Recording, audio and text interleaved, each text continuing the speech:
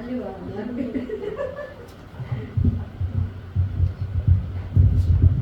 evening. Ay, wala. Meron.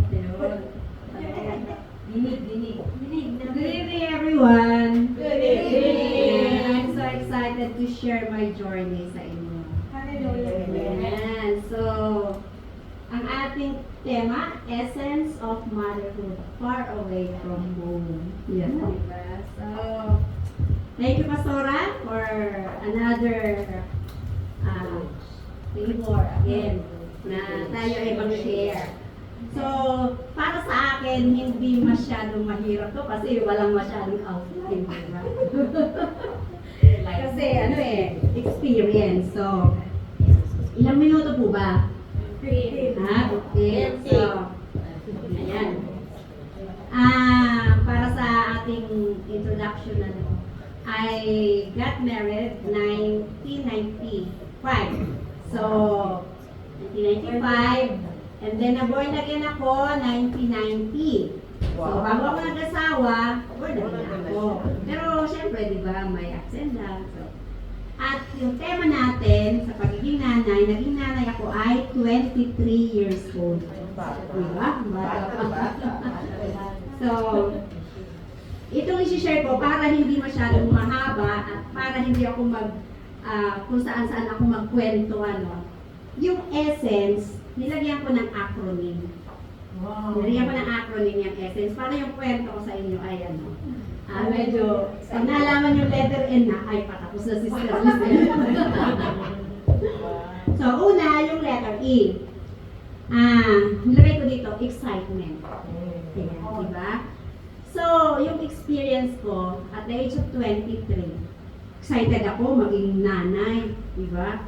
Kasi, nung kinasal kami, sabi namin, 1 year muna bago tayo mag-baby. Kasi para ma-enjoy mo together, Kaya lang, binigay na agad ni Lord. Wala pa pang 1 year. O, di, excited. Kaya 1996, nanganak na ako. So, diba? So, excited ako talaga na magka-baby. Kasi, bilang Christian, alam mo na yun ay gift ni Lord, yung baby. At alam naman natin, maraming couple ang minsan matagal bigyan ng baby. Pero excited ako, excited kami na maging ina ako, magkaroon kami ng baby. And then, ang sarap ng pakiramdam, di ba? So, 7 years kong na-enjoy. 7 years ang gap kasi nila So, 7 years kong na-enjoy na may baby. And then, the next baby uli, ayun, excited ako sa gawain, puro visitation, lagi talaga, kasi Christian na di ba? Para pala sa lahat, I'm a pastor's wife. So, ayan. Ayun, talagang puro sa gawain, tapos full time.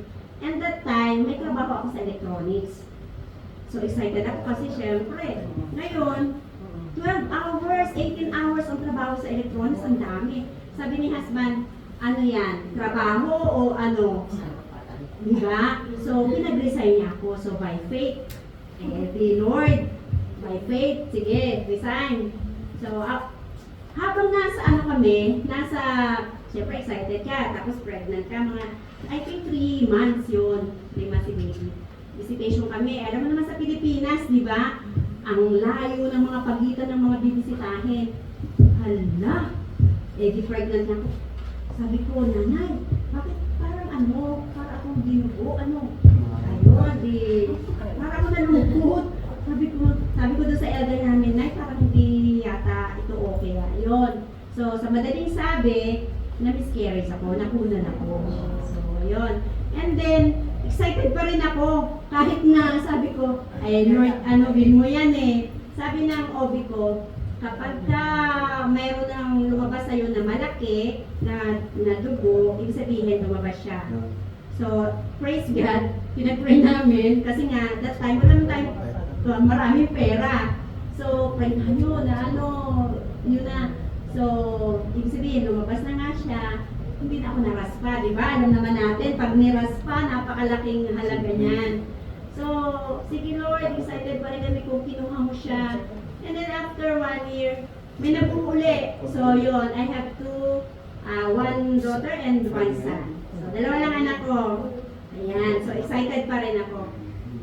So, ikakat ko na lang yung mga kwento ng ano ha, para hindi mahaba. So, letter S na tayo.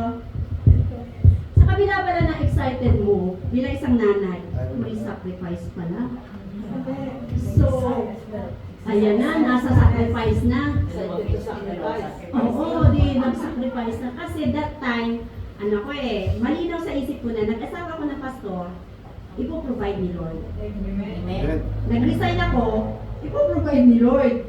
Aba, dumating. Walang gatas ang baby. So, ano gagawin natin? Alam nyo, yung sinong naka-experience ng nanay na walang gatas? Yung yung sa bawang sinabi. O baby, yan muna ngayon ha. Ngayon lang naman. Kinakausap namin. Ngayon lang naman, ipo-provide ni Lord. Ganun kami mag-asawa. Tapos di, sacrifice pa rin hanggang sa talagang dumarating na pinoprovide naman ni Lord. May mga sakripisyo talaga bilang isang ina na ang sakit. Iba sa isang nanay na tapos pero 1 year naman ako nag-breastfeed.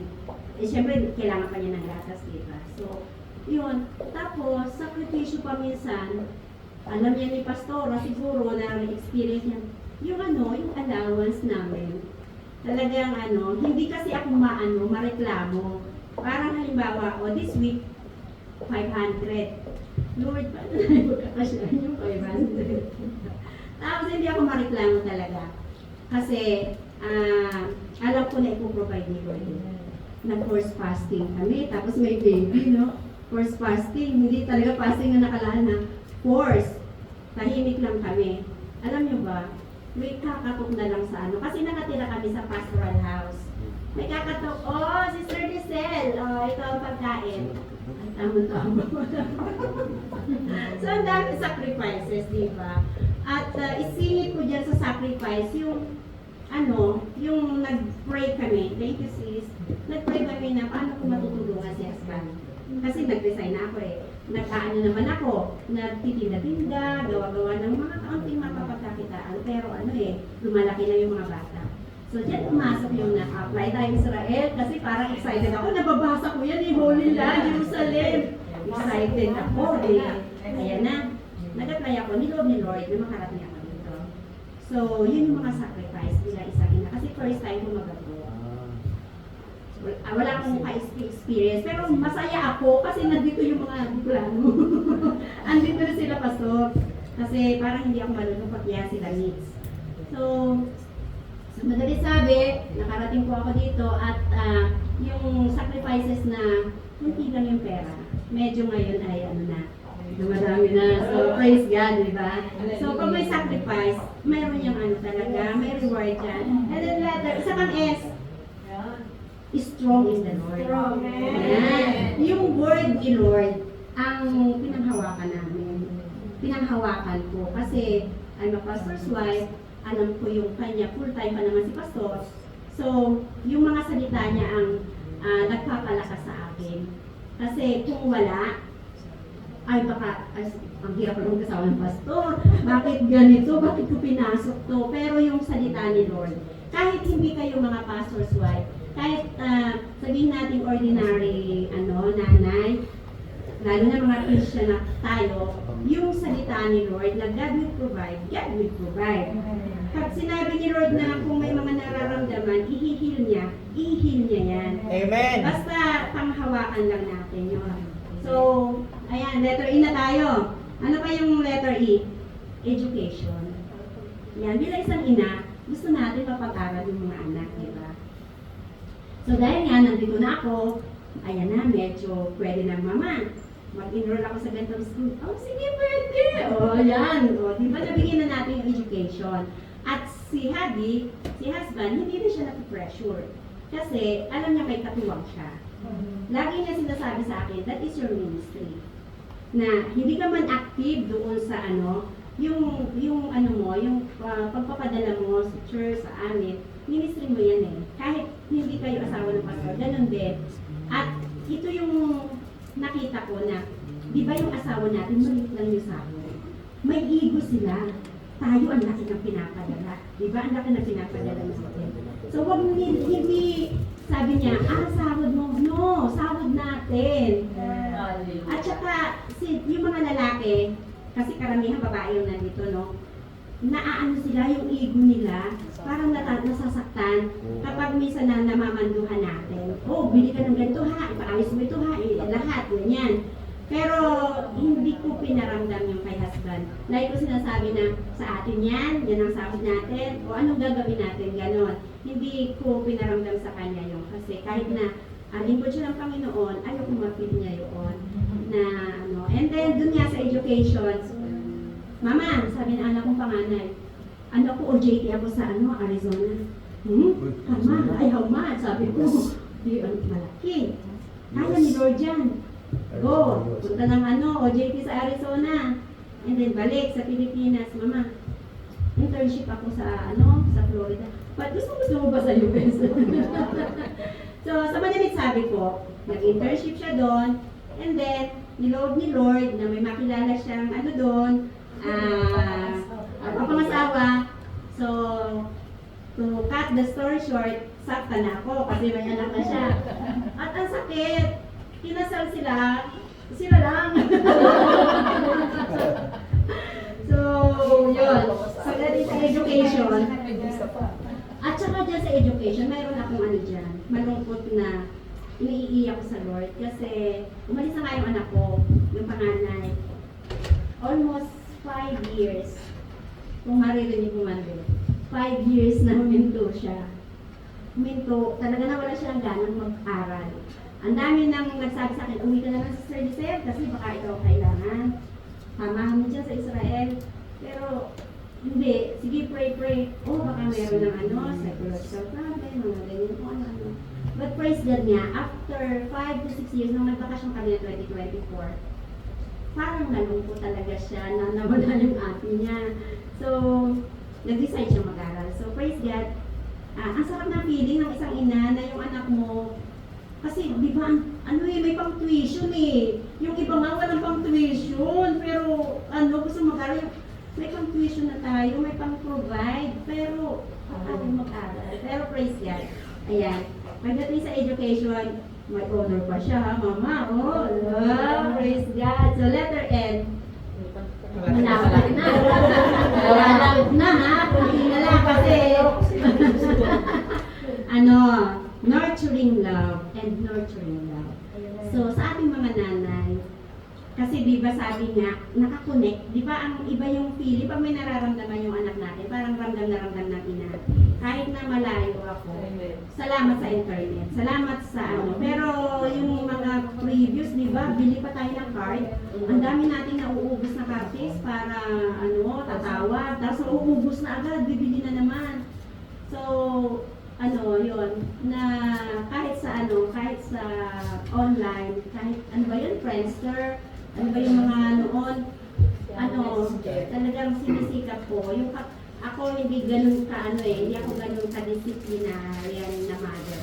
Pero hanggat maaari, nagbibigay ako ng mga advice, ng ang buhay ganito, ganyan. So, nilodorture ko sila kahit na malayo. Kasi diba, sasabihin, magkaiba ng time. Busy ako. Pagkagano, tapos tayo busy din. Ang hirap pagtagpuin.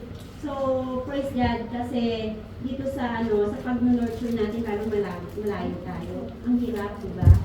Alam niyo yan kasi talagang uubos ka ng yung tag dito, yung panahon, tapos yung alaga mo makulit, diba? So, ayan, tumitingin na si Pastora sa orasan. So, ino-nurture natin yung ating mga anak kahit malayo, diba? Kahit kung paano magrespeto sa atin, paano igala. Kasi ngayon ang hirap magturo, diba? Iba yung generation nila. Talaga kailangan natin ng wisdom ni Lord. Pag sinabing, ay mama, hindi ganyan. O diba? Parang tayo pa yung tinuturuan. Pero at the end of the day, marirealize nila, salamat ma. Kasi minsan ganyan din, masalamat, sinabi mo yung ganito. Di ba sa pinapili na So, ano na, letter C na tayo. Isa na lang. Sa letter C na joining ng ano ko, it's a calling. Bilang isang nanay, it's a calling na, di ba kung may pastor, may calling sila, no? Bilang nanay, it's calling yan eh. Kasi may ibang nanay na pagkapanganak, kukuha na ng katulong. Kukuha na ng ano, ibibigay na sa mga in-laws, ibibigay na sa mga nanay. Di ba sa Pilipinas ganyan? Kasi magtatrabaho ako. Pero sa aking experience, yun yan, di ba nag-resign ako, inalagaan ko siya, and talagang yung hirap, sabi ni Pastor Reggie, yung ayaw tumahan, pero sige, ang sakit na ng likod mo, tudo ka pa ng ganyan, ng dance-dance ka, matututo pa tayong sumayaw, di ba? Kumanta. So, it's a calling, at saka yung courage natin bilang isang ina na talagang ano, hanggang sa sila ay lumaki, di ba? Yung nature natin mga Pilipino, hanggang may asawa na, may apo na, nag-a-advise pa tayo. So, it's a calling. Kasi sa ibang country, sa ibang nation, ano eh, pagdating mga 18, bahala na kayo. Pero tayo mga Pinoy, sige, ano, talaga. Ayan. So, last na, at dito ako magtatapos, ano, kasi hindi ko ikukwento lahat para, ano, para naman tayo ay, yung letter E, eternal investment. Di ba naririnig nyo na, anong yaman mo? Yung mga anak ko. Pero tayo mga Christian, eternal investment. Ibig sabihin nun, hindi lang natin nabigyan sila ng bahay, lahat ng material na bagay, kundi ang pinakamahalaga. Yung alam natin, yung mga anak natin ay ano, paglaki nila, pag tayo'y wala na, marirealize nila yung mga itinuro natin sa kanila na sila ay magtuturo din sa kanilang magiging mga anak. At higit sa lahat, yung Word of God na itinuturo natin. At dito naman, alam ko lahat mga Christian na. So, basahin ko lang yung ano, panghuli nating ano. Sabi dito, a biblical motherhood is an eternal investment in raising the next generation where her children rise up and call her blessed. Diba? So, tatawagin nila tayong blessed kasi sila nga ay ating na invest ng eternal and then because she fears the Lord. So lahat tayo, dalangin ko na lahat tayo ay magkaroon ng takot sa Panginoon. Para tayo ay bibigyan pa ni Lord ng strength to go on bilang isang mother. Amen. Thank you, Lord, and God bless you. Okay. Mother's Day is a celebration of life-giving, nurturing, protecting. It's not one event. It's not a one-day event. It's a daily event for us as a mother. So, connecting us with love, with patience, di ba? So, ngayong gabi ito, nag-start ako 8:30. Baka sumobra ulit ako, okay? Today, I would like to honor the threefold motherhood. Siya, meron siyang essence. Ako naman, threefold motherhood. Two-fold? Threefold. Why threefold? Because I would like also to honor my mother. She's the legacy. She is the foundation of my faith. Kung ano po yung nakikita nyo dito sa harapan ngayon, yun po yung nanay ko. Dahil po dun sa nanay ko talaga. Kung nakikita nyo na strong person ako because of my mother. Yes, yung tatay ko disciplinarian, pero mas sinusunod ko yung nanay ko na tahimik. Mas nung kabataan ko, mas natatakot ako sa nanay ko na tahimik. Hindi ko alam kung bakit, pero dami niyang mga tinuro kasi na hindi lahat ng bagay ay nakukuha sa lakas ng boses. Sa pamamalo ng anak. Nandun kasi yung nanay ko na yayakagin ka sa isang tabi para kausapin. So yun yung growing up namin. So sabi kasi dito, away from home. So gusto ko rin ipakita dito na ako po ay lumaki hindi kasama ng nanay ko. So 10 years old ako nung napunta kami ng Manila dahil pinalaki kami ng dalawang old maid na kapatid ng tatay ko. So dalawang old maid yung nagpalaki sa amin. So hindi ko po maiintindihan din kung yung gawa ng Panginoon talaga, sabi ko, old maid yung nagpalaki pero bakit ako nag-asawa ng maaga? No, which is naging resulta rin ng ako po ay Kristiyano mula pagkabata. Okay, so ito po yung testimony ko po na ang Panginoon, kahit pa na, kasi dumating ako dun sa buhay ko na hot and cold. Ano yun eh, it's at but natural siguro sa, hindi siya natural dapat na mangyari, pero para sa atin kasi, ang sabi nga, na kahit na nakakakilala na tayo, we are still bound na mangyari sa atin yung mga circumstances na yon. Pero glory to God, sabi ko nga nung last time na tumayo ako dito, ako po ay lumaki sa simbahan, natuturo ng mga bata sa Sunday school. And glory to God, doon ko sinabi na, Lord, papuntahin mo naman ako sa Israel nang hindi ko lang kinukwento sa mga bata. So ngayon, so, yung aking I am so blessed doon sa nanay ko kasi masipag siya. Masipag siya in the sense na may tindahan siya, may baboyan siya, may manukan siya. And yung kinalakhan ko po eh hindi siya madali. Oo, madali na pag may kailangan ka. Ma, kailangan ng ganito. Ma, babayad sa school. Ma, gusto ko nun. Madali, masarap kung sa masarap. Pero yung kinalakhan ko po eh merong pinaranas talaga sa amin ng mga magulang namin sa probinsya na paano kayong magtanim ng palay. Ako po ay talagang nagtanim ng palay, pinasubok talaga sa amin yon kung paano yung pag-aani and everything. And yung mga pinagdaanan ko na iyon, yun yung naging ng mother ko na siya din yung nagturo ng walang bata sa amin na hindi ko nalalaman. Sa mga Ilocano, patulog po ako. Ti abot ni manaragan, ti aamin na may roroman. Ang nanay ko, lahat ng instances ng buhay ko, simula pagkabata hanggang sa nag-asawa ako, hanggang sa nagka-problema ako, laging sinasabi ng nanay ko yun. Ti apo Diyos ti manaragan, ti tao nga may roroman. Ang Diyos ang mag-iingat at magkakalinga sa kanyang mga anak, basta magtiwala sa kanya. At yun ang binibigay ko din sa mga anak ko.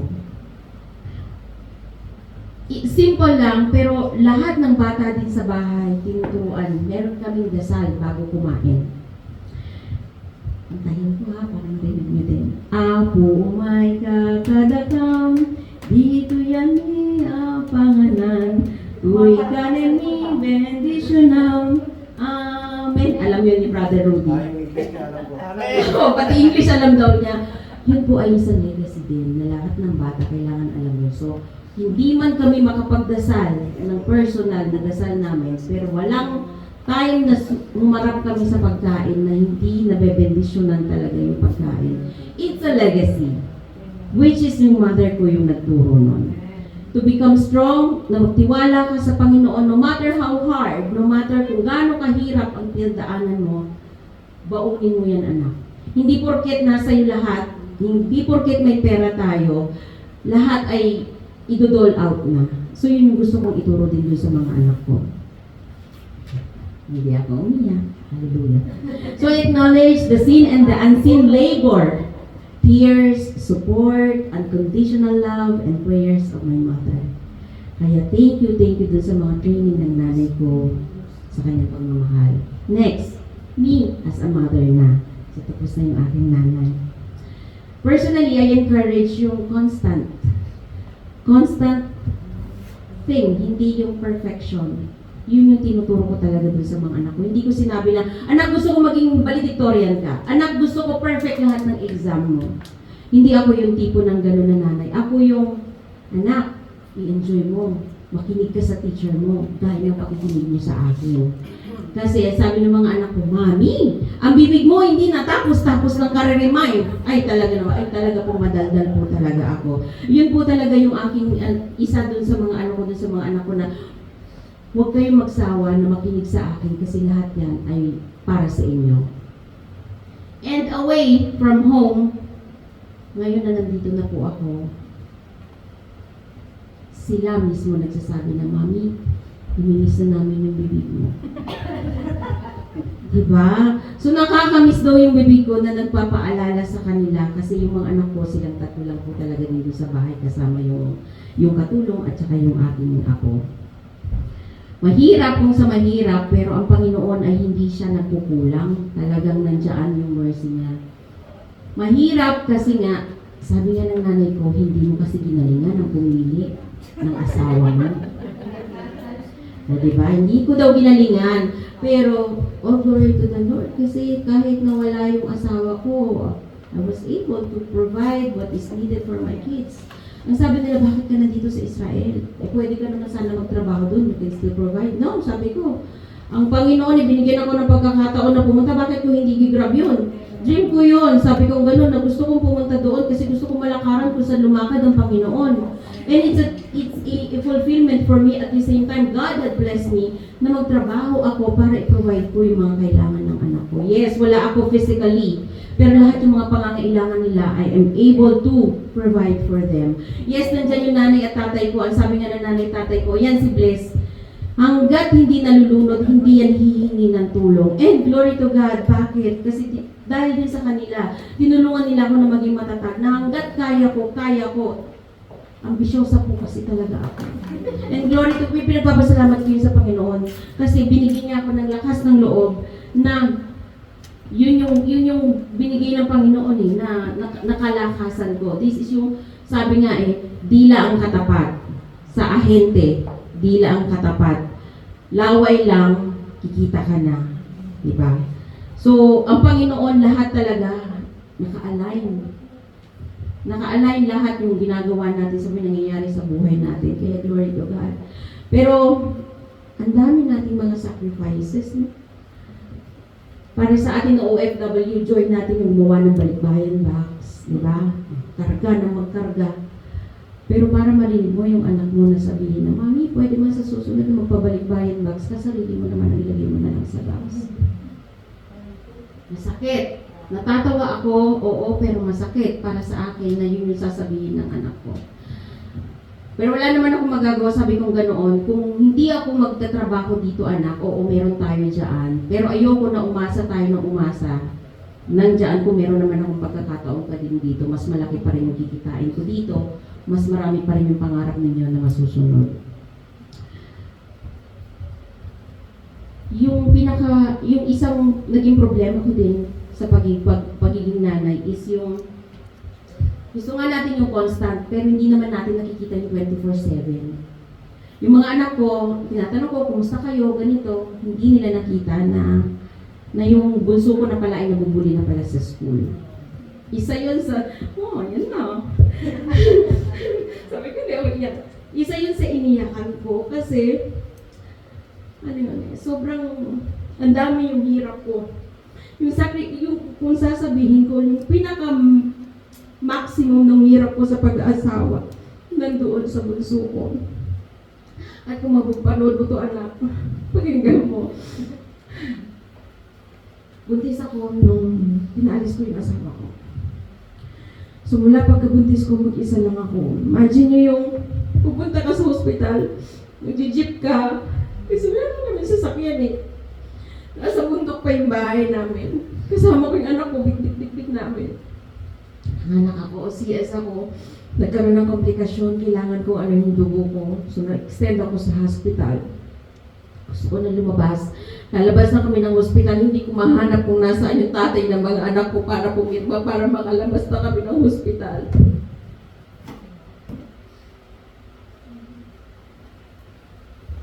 Sabi ko, Lord, ito yung pinaka-maximum Sabi ko, hinayaan ko to na mangyari kasi ang sabi nila, baka ito yung kulang sa pagsasama kasi yung agwat ng mga anak ko ay 10 years. Every 10 years talaga. Baka kailangan ng baby para bumalik yung sigla ng bahay, maging close ulit ng dahil doon sa bata, pero hindi yun yung nangyari. Marami ko narinig, sabi, yan kasi bakit ka po pumayag na mabuntis ka ulit? Yan. Ang dami talaga. Pero ang nanay ko, at yung nagpalaki sa akin na kapatid ng nanay ko, they were so supportive. Sabi ko, that is a blessing. That is the final reminder for you ng Panginoon na magpakatatag ka kasi yan na yung huli. At may enjoy mo na yung life mo. Sabi ko, wala man silang mga tatay, pero nandun ako na tumayo sa kanila bilang tatay at saka nanay. Maraming mga circumstances, maraming mga shortcomings, pero the Lord has been very faithful. Hindi ako nagkulang. Honestly, hindi ako lagi siguro wala akong pera sa bulsa ko. Pero every time talaga na mangangailangan ako, hindi ko talaga ma-explain din na up and down ako, pero talagang pag nagdasal talaga ako. Talagang iniluluhod ko talaga yun sa Panginoon. At talagang kulang na lang talaga lumabas siguro lahat ng tubig sa buong katawan ko talaga. Talagang pag nanalangin ka pala talaga ng tunay at bukas talaga sa loob mo, ang Panginoon hindi yan binig. Nakikita ka talaga at nakikita ka at talagang ibibigay niya lahat talaga. Kaya sabi kong ganon, sa mga anak ko, be careful kayo sa inyong mga hinihiling. Be specific. Kasi ang Panginoon sumasagot ng specific na dasal. At yun yung lagi nilang sinasabi, salamat mami sa mga reminders mo. Now, being a grandmother na, tumingin ako, may 5 minutes pa ako. Okay. Ang sabi nila, ang mga apo daw is the crown of wisdom. And the legacy continues. Meron naman nakita lang kasi na na Bible verse. Proverbs 17 verse 6, it says, grandchildren are the crowning glory of the aged. Parents are the pride of their children. So, ibig sabihin, meron akong crowning glory kasi meron na rin po akong apo. Mahabang istorya din po yun. Marami pa rin pong struggle yun para dun sa anak ko. Pero glory to God, sa dami-dami ng mga naging problema ng buhay ko, hindi ako nagduda sa Panginoon. Laging nandun siya. Oo, sabi ko ang ganoon. Minsan talagang, hindi naman ako nanlalamigit. Tumatabi lang ako. Kasi kapag gano'n, gusto ko yung puso ko talaga ay i-check ko, i-align ko. Imbes na, lalo lang siyang lumalaki. So yung inano ko dun sa mga anak ko na, huwag gano'n.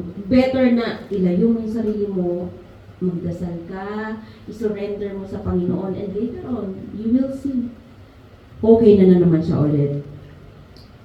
A new role, the joy of nurturing. Nurturing nga ba? Parang spoiling yata sa apo. Pero, glory to God, salamat sa aking apo na napakabibo.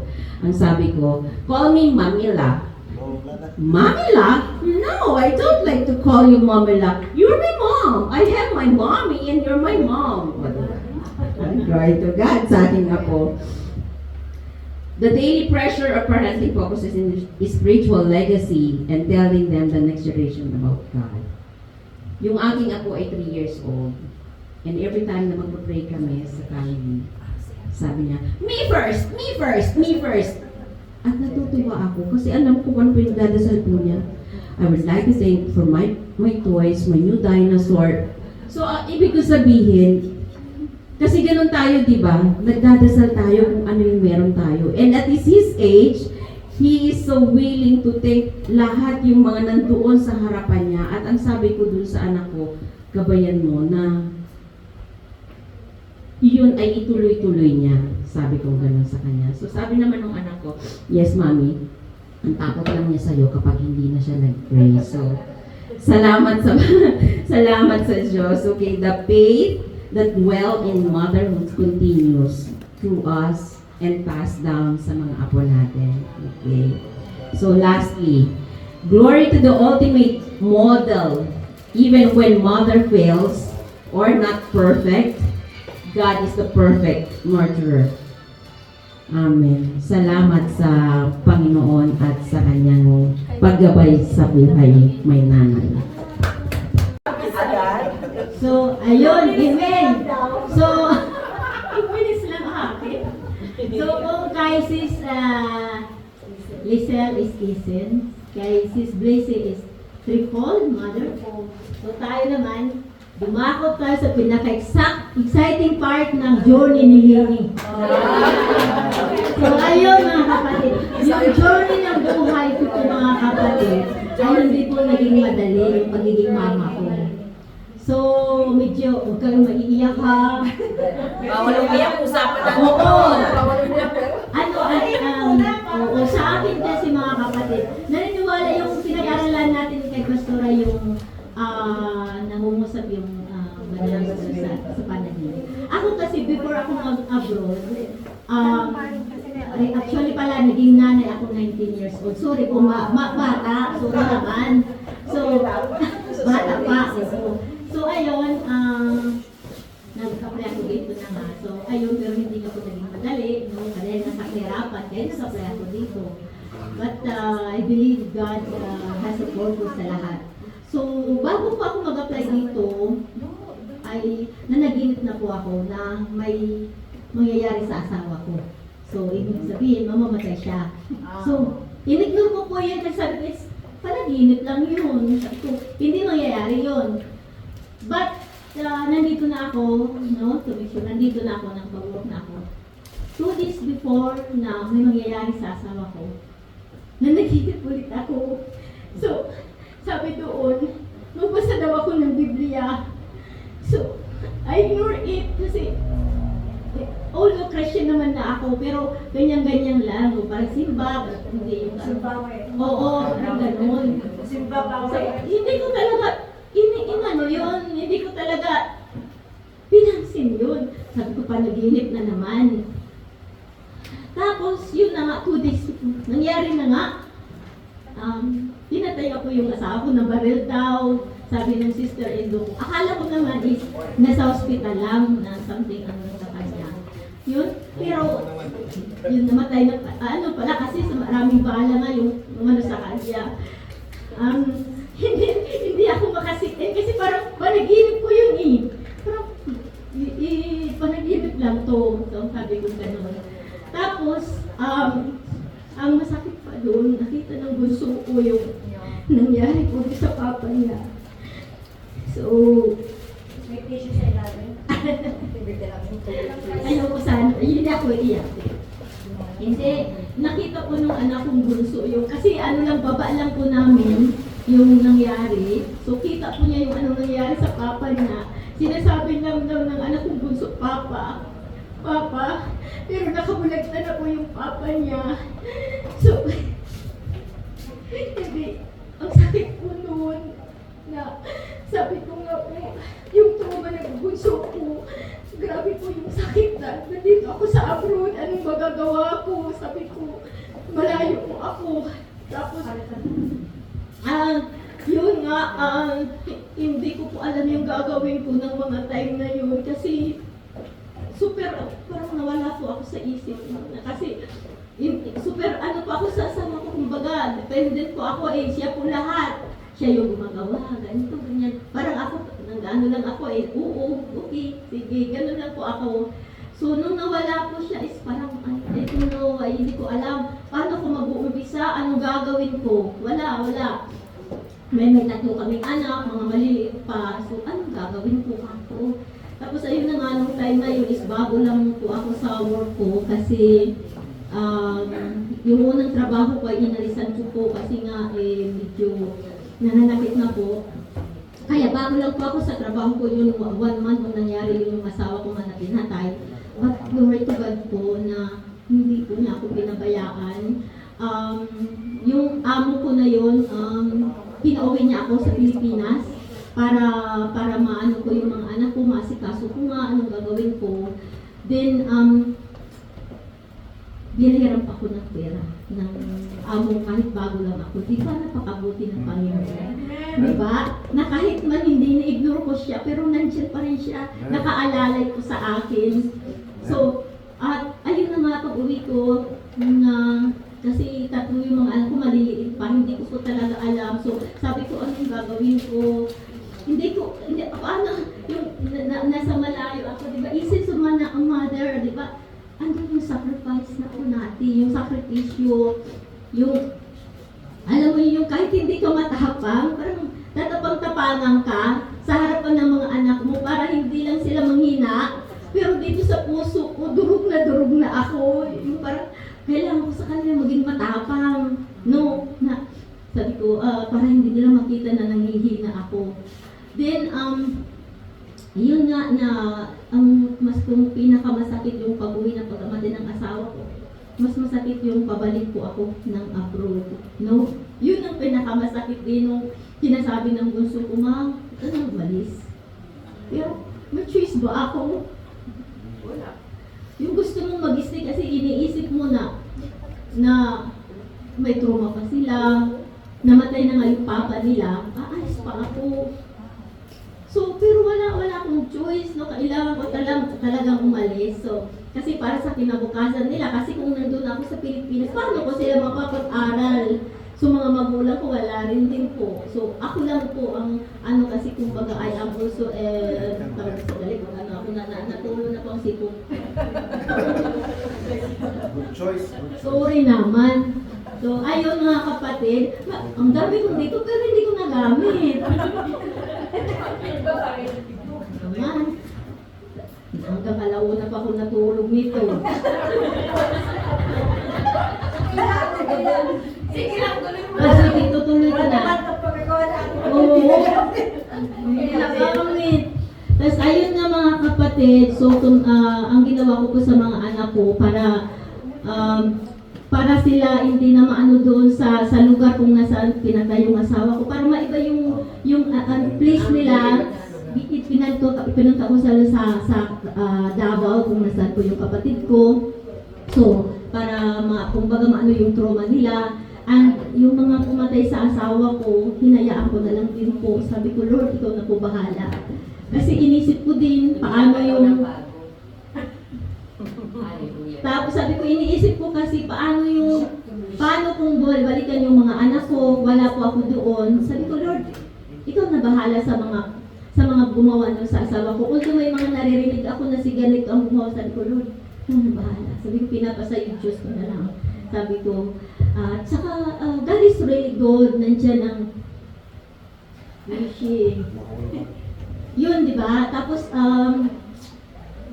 mga anak ko naman, di ba, nandun na po sila sa kapatid ko, hindi po naging madali din po. Kasi, sila lang doon, no? Kumbaga, nung umalis sila sa kapatid ko, kasi nagkaroon na sila ng something kami, pero okay naman na, glory to God. Parang nagkaayos na kami. So, in a short of yung mga anak ko po ay naging, kumbaga, sila lang. At napakabuti ng Panginoon. Dahil, bakit po? Noong mga time na yun, sila lang, hindi po sila nagkasakit, promise. Hindi po sila nagkasakit. At, ang mga anak ko po ngayon, yung dalawa kong anak ay nasa Amerika, nakapagtapos na ng pag-aaral. Yung pangalawa kong anak, nursing na po, may trabaho na din po. At yung bunso, yun, diba? Diba? So, diba, lahat yun, hindi ko makakaya yung kung wala ang Panginoon. At lahat, ako naniniwala, lahat ng mga pinagdaanan ko natin may purpose. Kasi alam mo yun yung, sabi ko nga, Lord, paano pala kung nangyari yun na nasa Pilipinas ako? Paano yung mga anak ko? Diba? Lahat may purpose. Yung mga nangyayari sa atin, may purpose ang lahat ng ating pagbat. Nandiyan siya. Tingnan mo, nandito ako ngayon. Diba?